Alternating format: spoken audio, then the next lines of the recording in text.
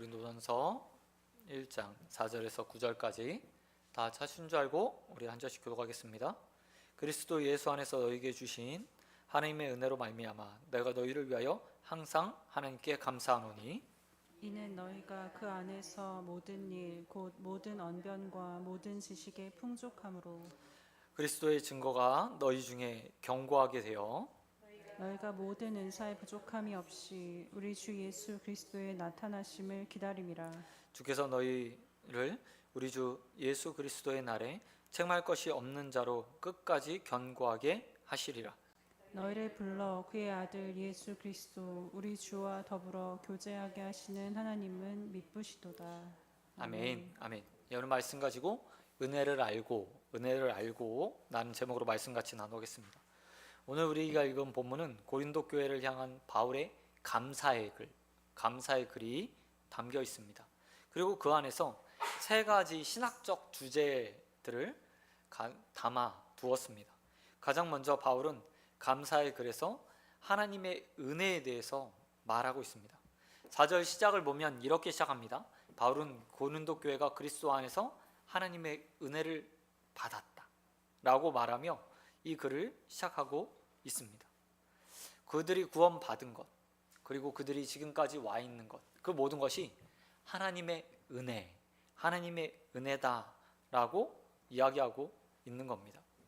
또한 바울은 특별히 고린도 교회가 모든 구별과 지혜가 풍족하게 하시는 은혜를 받았다고 이야기하고 있습니다. 5절에서 말하고 있는데요. 그런데 이후의 글을 보면 바울이 이렇게 구변 그리고 지식의 은혜를 가지고 고린도 교회 사람들이 무엇을 하는지에 대해서 꼬집어 말하게 되는 것을 볼 수 있습니다. 하나님이 고린도 교회를 향해서 특별하게 구변의 은혜를 주셨습니다. 그리고 지식의 은혜도 주셨어요. 그러니까 말을 잘할 수 있게 해주셨고 또 지혜를 가지고 말씀들을 해석하고 아는 지혜를 주셨습니다. 근데 문제는 무엇이냐면 이렇게 사도 바울이 이것 때문에 너희에게 감사한다, 하나님께서 너희에게 이런 은혜를 주셨구나 라고 말하고 있지만 결국 그들이 그 하나님의 은혜, 선물을 가지고 뭘 하냐? 서로 분쟁하고 다투고 당파를 짓는 일에 싸운다는 것. 그렇기 때문에 사도 바울은 후에 가르침을 주기 위해서 가장 먼저 이렇게 말하고 있는 겁니다. 너희에게 은혜 주신 하나님을 기억했으면 좋겠다. 나도 그 하나님으로 인해서 너희로 인해 감사하고 있다. 그러니 은혜 받은 너희여, 좋은 말 주변을 주신 너희 하나님께, 또 지혜 주신 하나님 앞에 감사해라. 그 은혜를 알아라 라고 선포하고 있는 거죠. 여러분, 많은 성도들이 고린도 교회처럼 살아갑니다. 하나님의 주신 은혜들을 잊고 살아가는 거죠. 마치 자기가 무엇인가 할 수 있는 것처럼, 아니 자신의 능력으로 무엇인가 지금 깨닫고 있는 것처럼 생각하는 경우들이 너무나 많다는 거예요. 고린도 교회도 마찬가지였습니다. 고린도서 4장 7절에 보면 바울이 고린도 교회에 이렇게 말해요. 누가 너를 남달리 구별하였느냐? 내게 있는 것 중에 받지 아니하는 것이 무엇이냐? 내가 받은즉 어찌하여 받지 아니한 것 같이 자랑하느냐? 라고 말하면서 하나님의 은혜로 구변도 받았고 지식도 받았고 또 다시 오늘 본문에서도 이야기하지만 은사도 부족함 없이 받았는데 왜 안 받은 것처럼 이야기하지? 라고 말하며 그들을 책망하는 장면이 고린도서 4장 7절에서 나와요. 사도 바울은 그 모든 것들을 생각하면서 가장 먼저 이야기하고 있는 거예요. 그러니 하나님의 은혜 받은 자라는 걸 스스로 먼저 생각하며 이 편지 좀 읽어봐줬으면 좋겠다. 하나님이 얼마나 그들에게 큰 은혜를 주셨는지 먼저 생각하라고 이야기하고 있는 거예요. 은혜라는 말이 사전적으로 국어사전에서 이렇게 표현됩니다. 그 의미가 고맙게 베풀어 주는 신세나 혜택, 고맙게 베풀어 주는 신세나 혜택, 이게 은혜 단어의 뜻이에요. 근데 여기에 기독교적 의미를 더하면 이렇게 해석이 되죠. 자격 없는 자에게 주시는 하나님의 호의, 자격 없는 자에게 주시는 하나님의 호의. 어떤 사람이 그리스도인이 됐다, 풍성한 하나님의 은혜를 누린다, 부족함이 없는 하나님의 은혜를 체험한다, 그게 다 내가 잘나서 내가 그럴 만한 사람이기 때문이 아니라 자격 없는 자에 주시는 하나님의 호의라는 거예요. 그런데 고린도 교회는 이것을 잃어버리고 그것을 가지고 싸우고 분쟁하고 다투는 일에 쓰고 있어요. 여러분, 하나님의 호의가 얼마나 큰 것이 있는지에 대해서 5절에서 사도 바울이 이렇게 말해요. 풍족하다, 풍족했다. 뿐만 아니라 7절에서 은사를 말하면서 뭐라고 얘기하면 부족함이 없었다 라고 표현하고 있어요. 하나님이 그냥 주는 게 아니에요. 충분히 충만하게 다 누릴 만큼 주는 거죠. 그런데 성도들이 신앙생활을 하면서 시간이 지나면서 어떻게 돼요? 그것이 부족한 것처럼 생각하고 그것이 자신에게 주어지지 않은 것처럼 생각하며 오해한다는 거예요. 여러분은 어떠셨습니까? 오늘 하루를 살면서 하나님의 은혜로 내가 지금 여기 서 있고 이렇게 말할 수 있고 은사를 누리고 또 성령의 은혜들을 체험하고 살다는 것을 감사하며 사셨습니까? 아니면 고린도 교회처럼 마치 그것이 내게 주어지지 않은 것처럼, 아니면 내가 자격이 있어서 내가 원래부터 가진 것처럼 그렇게 사셨습니까? 사랑하는 성도 여러분, 사도 바울이 이야기하는 것처럼 언제나 은혜를 기억하고 살아가는 저와 여러분 되시길 주님의 이름으로 축원드립니다. 하나님의 은혜가 이미 풍족하게 주어졌음을 알고 감사하는 자들로 서길 소원드립니다. 두 번째로 사도 바울은 은사에 대해서 이야기하고 있어요. 하나님이 은혜로요, 그들에게 구별의 은혜, 또 지대도 주셨고 또 다른 모든 은사도 부족함이 없이 주셨다고 말하고 있습니다. 그런데 그 은사 가지고 뭐 해야 되는가? 사도 바울이 이렇게 말해요. 그리스도의 날을 기다리며 그 은사들을 사용해라 라고 이야기하고 있어요. 7절에서 사도 바울이 이렇게 말합니다. 너희가 모든 은사에 부족함이 없이 우리 주 예수 그리스도의 나타나심을 기다리라. 은사를 가지고 교회 성도들이 해야 되는 일, 그리고 풍성한 은사, 부족함이 없는 은사, 그걸 뭐 하는데 사용하라고 이야기하냐면 그리스도의 날까지, 그리스도의 나타나심이 있을 때까지 기다리면서 살아가래요. 이 말은 이런 의미가 있습니다. 은사가 소망 안에 위치해 있어야 된다. 소망보다 은사가 앞서서는 안 된다 라고 표현하고 있는 거예요. 성도에게 하나님께서 은사, 말 그대로 선물로 주시는 능력이잖아요. 이걸 주신 이유가 뭐냐면 그리스도의 나를 대한 소망을 가지고 살 수 있도록 만들기 위해서 주시는 거예요. 은사 하나를 가지고 교회가 세워가요. 한 사람이 굳건히 서가요. 근데 최종적 목적은 뭐냐? 그리스도의 나를 소망하면서 살도록 만들기 위해서 그것들을 주신다는 것. 그리고 그 은사가 교회 안에서 서로를 세우고 또 그리스도의 몸을 온전하게 만들어가면서 함께 소망을 두고 살아갈 수 있도록 만드는 역할. 그게 은사의 목적이라는 거예요. 그런데 많은 사람들이 그 풍족하게 주신 은혜, 부족함이 없는 은사를 가지고 뭐예요? 자신을 드러내는데 사용해요. 소망을 가지고 그리스도를 기다리라고 했더니 그리스도의 그대함이 아니라 재림의 날을 소망하고 살라고 말씀하셨는데 자기를 뽐내고 드러내고 내가 높아, 내가 잘났어 라고 하는데 사용한다는 거예요. 그래서 사도 바울이 고린도 교회를 향해서 이렇게 말하고 있어요. 하나님이 너에게 부족함이 없이 주셨어. 난 그걸로 인해서 감사한다.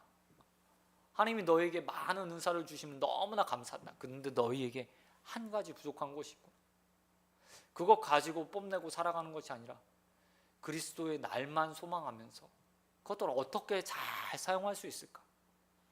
그리스도께서 오셨을 때 그 가운데 책망받지 않도록 8절의 말씀처럼 그것을 어떻게 잘 사용할 수 있을까 고민하면서 살아가라 라고 말하고 있다는 거예요.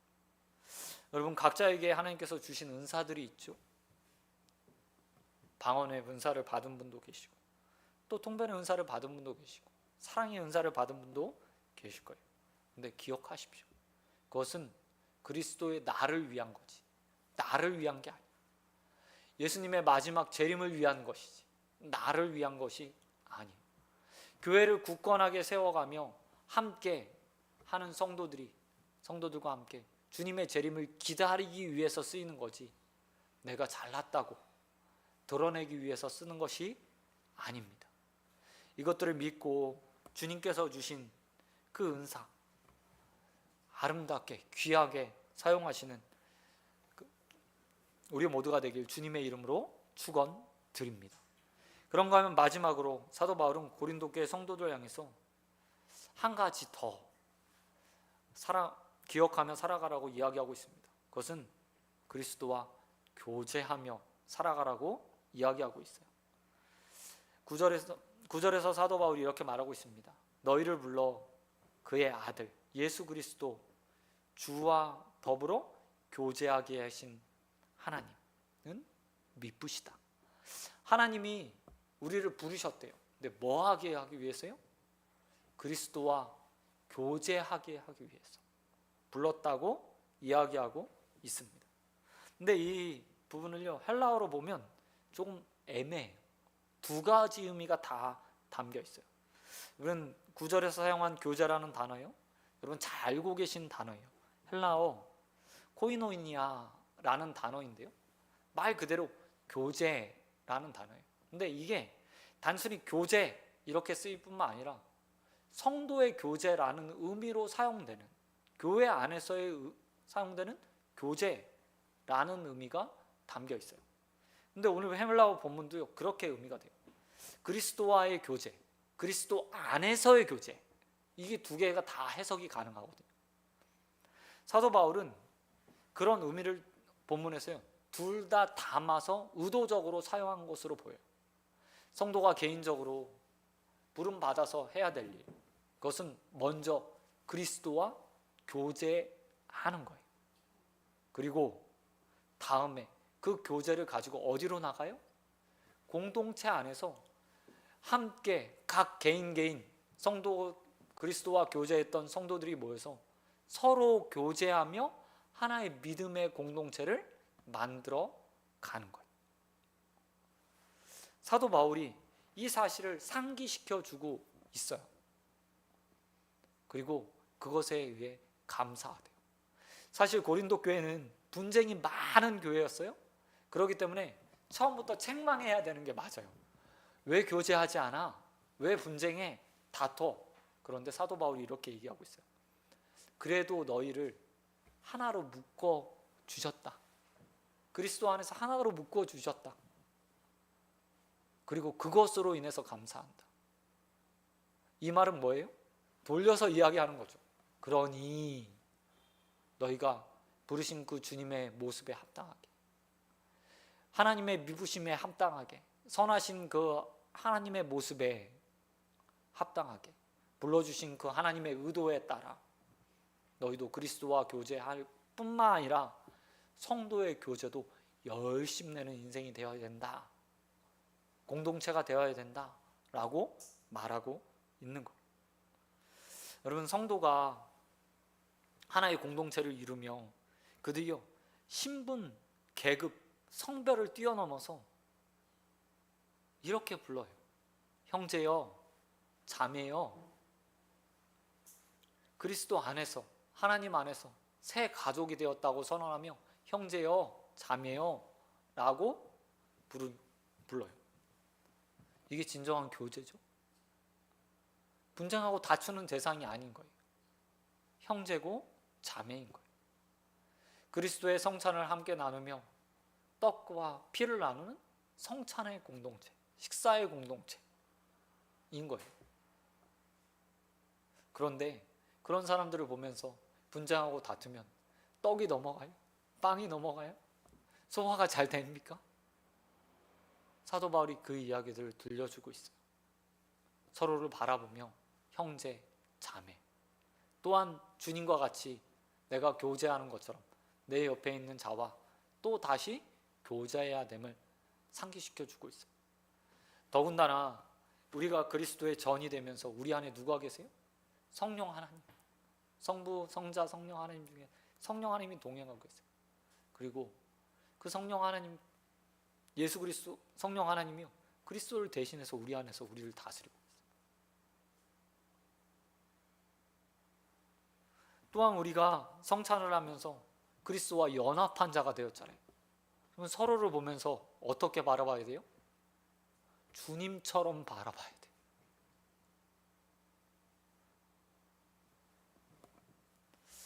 저는 우리 교회가 사도 바울이 말하는 이 교제가 있는 공동체가 되었으면 좋겠어요. 사실 나이가 어린 저희 아들부터 저희 연세가 많으신 분까지 쭉 있지만 그냥 그리스도 안에서 한 형제 한 자매인 거예요. 다 구원받은 형제이고 구원받은 자매인 거죠.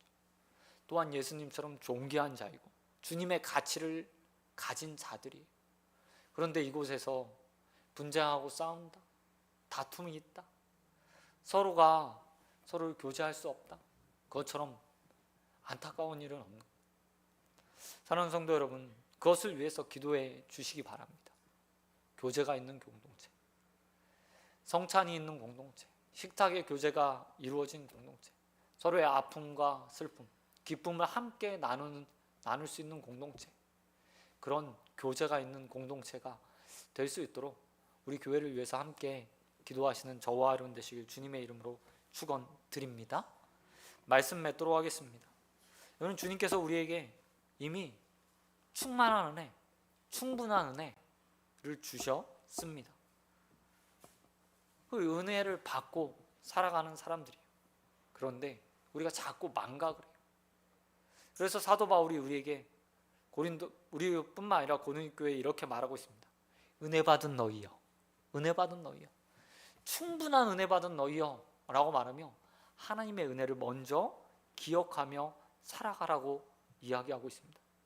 여러분, 늘 내 삶에 이미 받은 은혜를 먼저 기억하는 저와 여러분 되길 축원드립니다. 그 은혜가요, 충분한 거예요. 이미 충분해야 돼요. 그것에 감사하며 늘 하나님 앞에 나아가는 저와 여러분 되길 주님의 이름으로 축원드립니다. 뿐만 아니라 그 가운데 하나님께서 주신 은사를 가지고 미래의 소망들을 가지고 사는 자들 되길 소원합니다. 은사 받아서요, 어디에 쓸까? 그걸 통해서 나를 어떻게 드러낼까가 아니라 소망 가운데 주님 다시 오실 것들을 기다리는 수단으로 그것들을 사용하면서 살아가요. 왜요? 주님 다시 오셨을 때 더 큰 것으로 주실 거거든요. 내가 받은 이 은혜, 지금 누리고 있는 것, 내가 받은 이 은사, 이것도 크잖아요. 그런데 재림의 날에 주님께서 오시면 얼마나 크고 더 완전한 것으로 우리에게 채워주실까요? 그것들을 믿고 소망 가운데 살아가라고 은사도 주신 거고요, 은혜도 주신 거예요. 그러기에 그것이 자랑거리가 아니라 미래의 소망 두는 도구로 온전하게 쓰임받기를 소원합니다.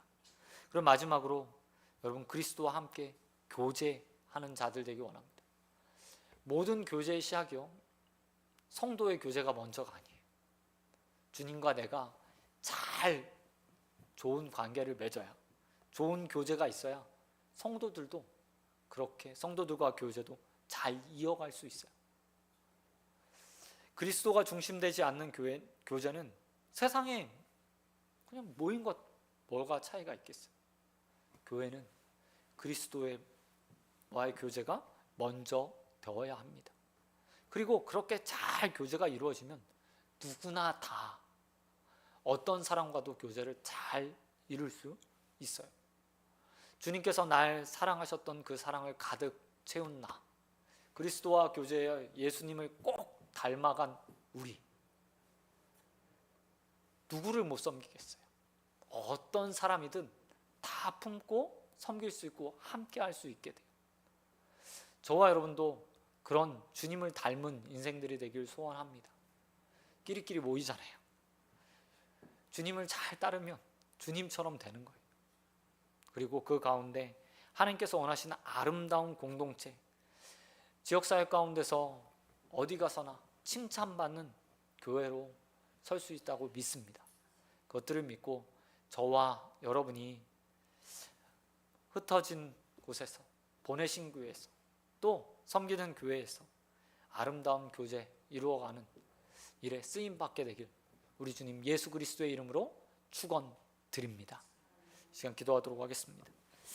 하나님 아버지 감사합니다. 하나님, 사도 바울의 감사처럼 우리에게 이미 하나님께서 충분한 은혜 주셨고 부족함이 없는 은사로 채워주셔서 하나님의 나라를 소망하게 하신 하나님 너무나 감사드립니다.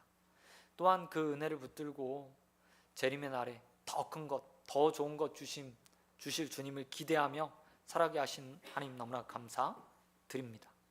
하나님, 온전하게 소망으로 살아가는 자들 되게 하여 주시옵시고 그 가운데 주님 오시는 그날까지 우리에게 주신 것, 그 은사 가지고 잘 교회 세워가는 일에 쓰임받는 자들 될 수 있도록 은혜 베풀어 주시옵소서. 하나님, 또한 이 일을 위해서 먼저 주님과 교제하는 일에 힘쓰는 자들 되길 원합니다. 그리스도 안에 있을 때, 그리스도와 하나 되었을 때, 또한 주님의 생각을 가장 잘 알 때 우리가 많은 사람들을 섬기고 함께 교제하며 아름다운 교회를 만들어갈 수 있음을 믿습니다. 우리 그 일에 쓰임받는 자들 되게 하여 주시옵시고 그 일을 위해서 먼저 주님과 교제하는 일에 힘쓰는 자들 될 수 있도록 은혜 베풀어 주시옵소서. 번음이싸며 우리를 세우셔서 아름다운 교회, 믿음의 공동체 만들어가기 원하시는 우리 주님 예수 그리스도의 이름으로